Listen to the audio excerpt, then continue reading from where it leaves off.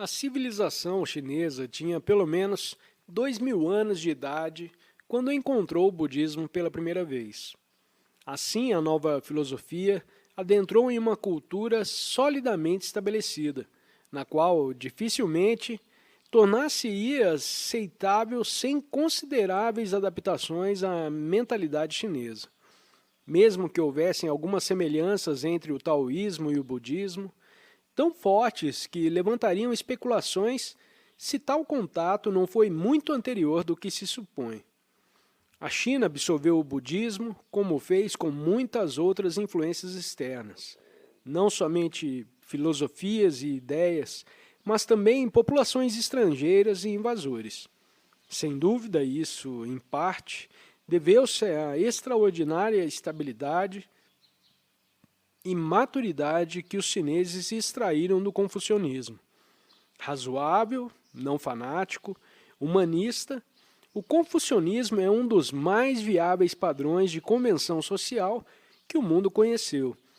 Unido com a atitude de não interferência do taoísmo, nutriu um tipo de mentalidade suave e um tanto quanto despreocupada, que, quando absorveu o budismo, fez muito para torná-la mais prática.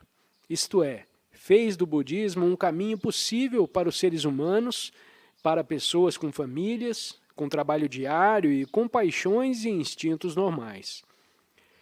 Um princípio básico do confucionismo postula que é o homem que torna a verdade grande, não a verdade que torna o homem grande. Por essa razão, humanidade ou sinceridade humana sempre foi sentida como superior à moralidade, pois o homem é, ele próprio, maior do que qualquer ideia que possa inventar.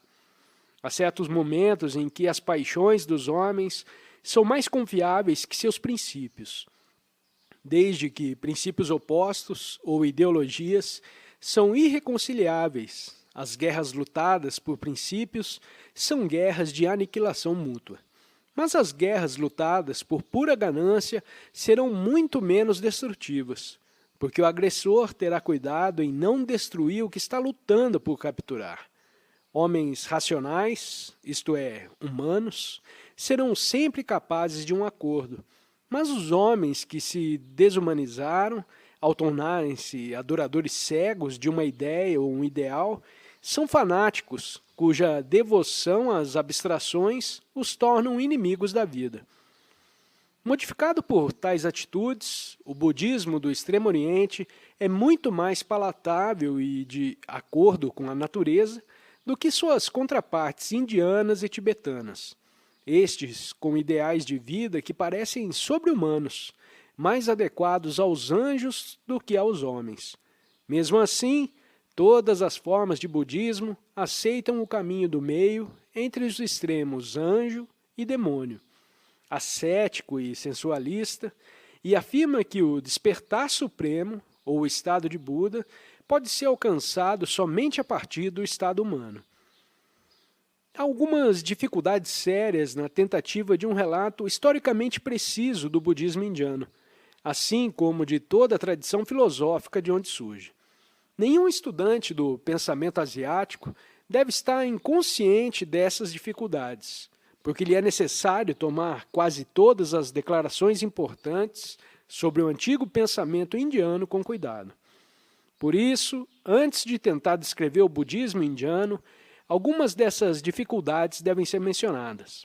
A primeira e mais séria é o problema da interpretação dos textos em sânscrito e em pali, nos quais a literatura indiana antiga está preservada.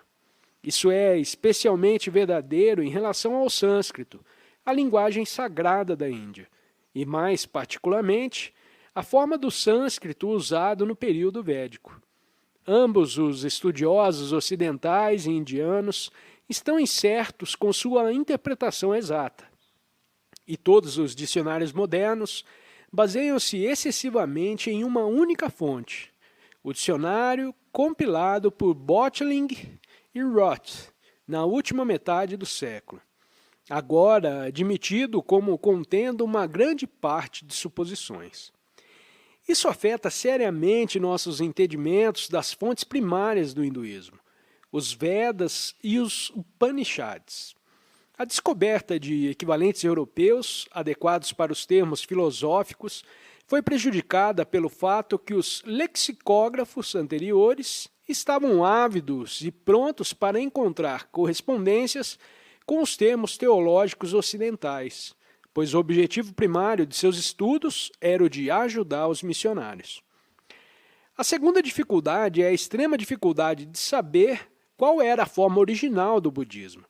Há duas formas de escrituras budistas: o Cânon Pali da escola Theravada, ou escola budista do Sul, que floresceu no Ceilão, Burma e Tailândia, e o Cânon Sânscrito Tibetano-Chinês, do Mahayana, ou a escola do Norte.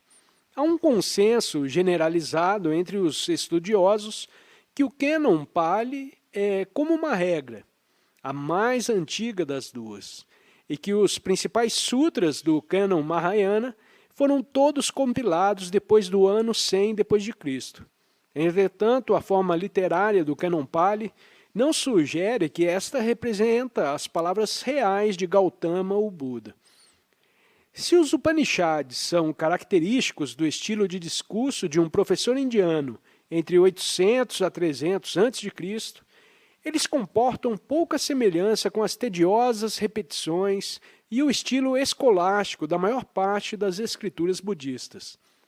Há pouca dúvida que a maior parte dos cânones budistas seja obra dos Pânditas de Sangha, a ordem monástica budista, pois mostra todos os sinais de uma elaboração reverencial de uma doutrina original. Assim como os ícones russos, as pinturas originais ficaram quase que escondidas por causa dos revestimentos de joias e ouro. A terceira dificuldade é que a tradição indo-budista nunca teve o sentido histórico da tradição hebreu-cristã. Então, há poucas marcas, se houver, que indicam a data de um determinado texto. As escrituras foram transmitidas pela tradição oral por um período indeterminado de tempo, antes de serem escritas, e é bem possível que as referências históricas foram alteradas para adequarem-se aos tempos em que a tradição oral era transmitida. Ademais, um monge budista escrevendo em 200 d.C. não teria escrúpulos em atribuir suas próprias palavras às de Buda, se sentisse sinceramente que fossem uma expressão, não de uma opinião pessoal, mas de um estado suprapessoal de libertação que ele alcançou. Ele atribuiria as palavras ao Buda como se este falasse de um corpo espiritual e não material.